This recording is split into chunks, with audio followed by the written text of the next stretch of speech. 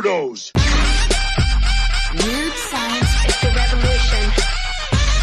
Weird science is the revolution. Hello, all you weirdos, and welcome back to the Weird Science Comics YouTube channel. I'm Jim, and I'm going to be reviewing Titans number 2, written by Tom Taylor and art by Nicola Scott. I will start out this review by telling Trev Terp that, yeah, I was right there, buddy. And what am I talking about? Well, if you don't want to be spoiled, I suggest you go read the issue and come back, because this one's going to be a bit spoilerific, so you have one last chance. All right, here's for Trev Terp. Wally West isn't dead. Well, technically he is, but it's a future Wally who, after getting shot in the back, jumped on the cosmic treadmill to return to the present so that the very much alive present-day Wally can solve his own murder with his Titan buddies. Now, if I only had a quarter for every time that has happened to me. It's a timey-wimey twist to the classic solving your own murder story, and I love the solving your own murder story. So getting a twist on that, I'm all for it. I'm excited to see them solve this murder mystery eventually. You see, this is a Tom Taylor book. Tom Taylor books tend to meander a bit, and even the biggest plot points, like, say, a serial killer named Heartless who's running through Bloodhaven, killing parents so that there's a homeless kid problem, and Nightwing kind of doesn't do much about it. You see, the big plot points seem to hang and hang and hang to the point that every time, say, a Heartless shows up in the Nightwing book, though it's the big, big bad of the entire run, Tom Taylor always has to give you a little recap and reacquaint everybody with Heartless, because he ends up disappearing for a long time and who knows what's going on. Now, I'm not saying that this Wally future murder mystery will end up like that, but I am telling you, I am worried. And I'm also worried because there are a lot of things that Tom Taylor is already packing into these two Titans issues. One of those things is the worldwide ecological attacks, and that continues with the Titans minus Nightwing and Wally heading off to Borneo to stop a jungle fire. Now, after fighting Titano in the first issue, this action scene here it's a bit of a letdown.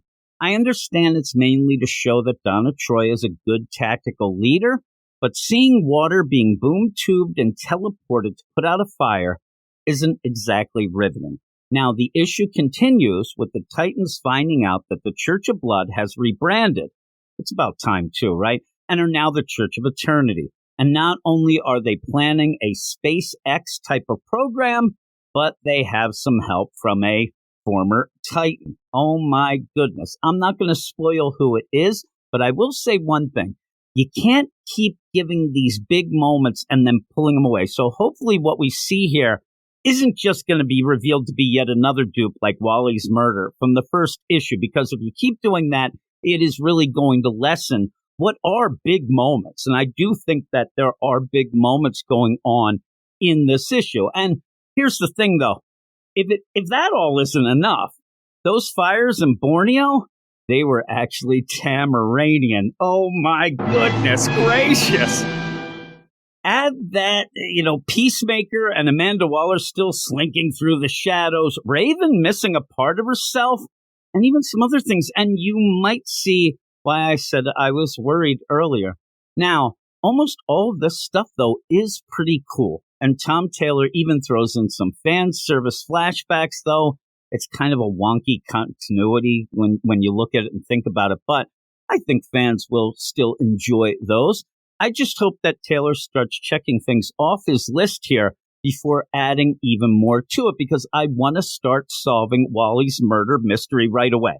Or at least right after Night Terrors with a K puts a halt on yet another Dawn of DC book that has some pretty good momentum going for it. Now, some people told me after my last review that they didn't like Nicola Scott's art, and that actually surprises me, and I get it. And when they ended up saying that some of the faces end up looking eerie, I want to thank them, because now I can't unsee that at points. But even with that, I still think that the issue looks pretty darn good, and there's nothing that I hate going on here in this book. There's not much to hate. There's a lot to like. It's just that it's already starting to get a little bit crowded, and it's still just set up for the series. And unfortunately, we're going to have to wait now 2 months for Night Terrors with a K to end to get back to it. But everything else is pretty cool. I just have to see things, start moving forward overall, which I do think will start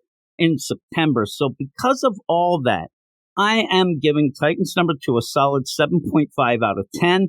And hopefully Taylor will start whittling down his plot point checklist come September, and we could really start going forward. And I hope that this is the book that he kind of remembers you need to progress the plot in a really timely manner.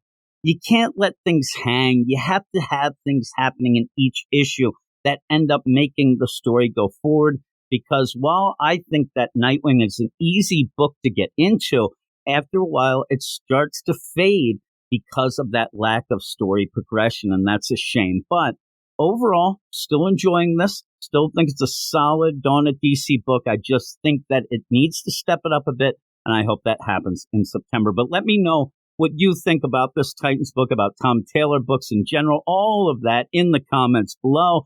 And if you haven't already, please subscribe to the channel and like and enable the notifications. So all of that, thanks everybody, and I will talk to you all later. You are all weirdos. Weird science is the revolution. Weird science is the revolution.